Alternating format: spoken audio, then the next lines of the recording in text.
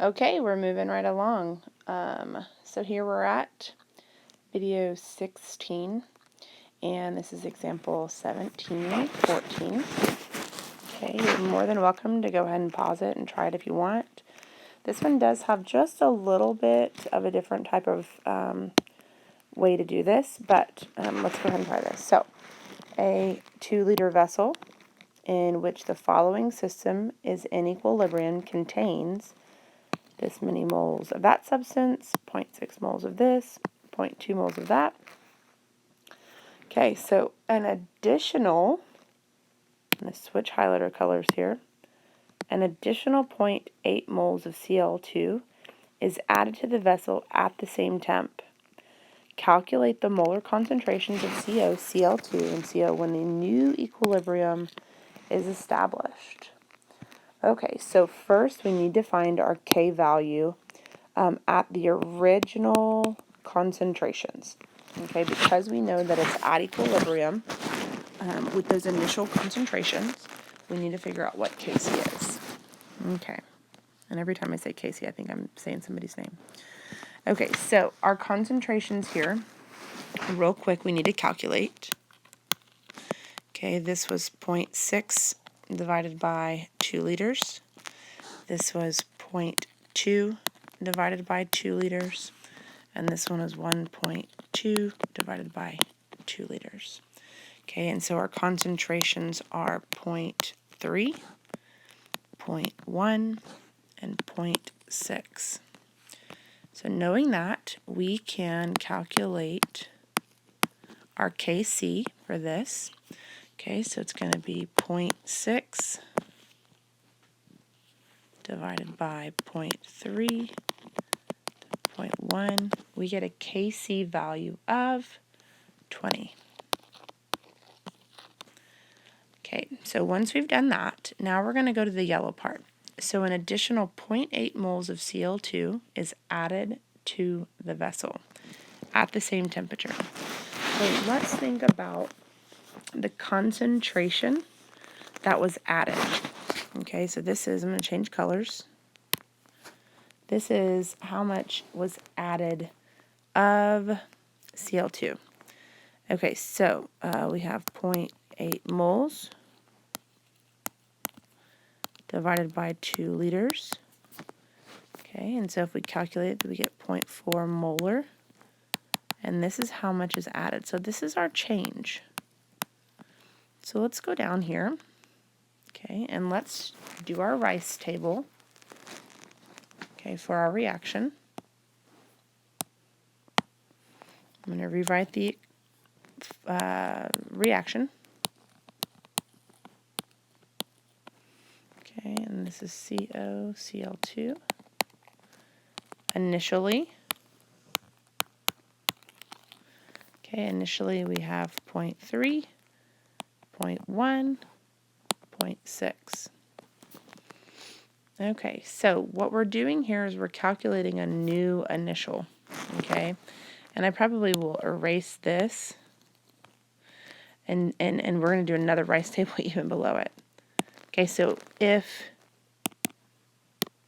0.4 molar is added, our new initial concentrations, okay, are going to be 0.3,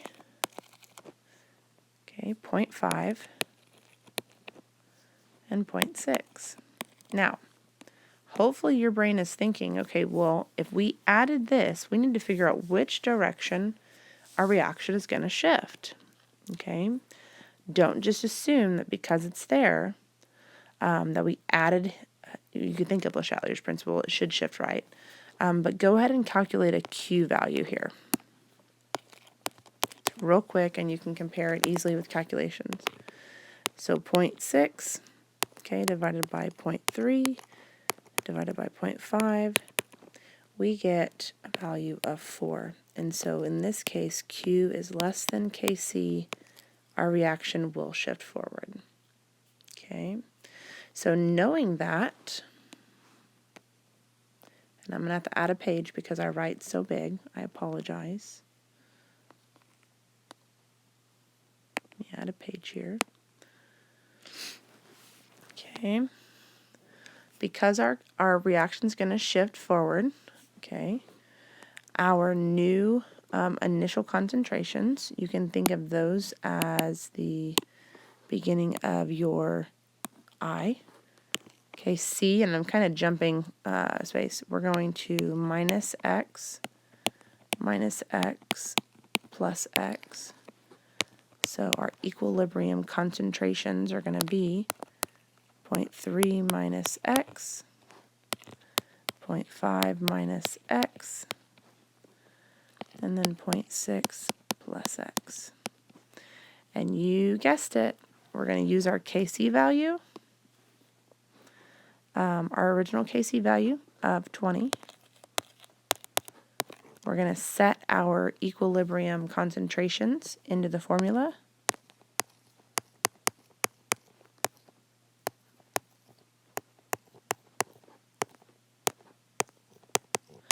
And we're going to solve for x.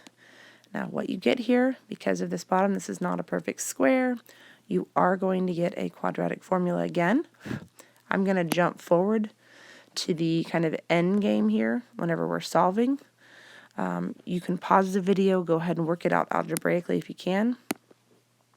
But what you should get is 0 equals 20x squared minus 17x plus 0.24. Okay.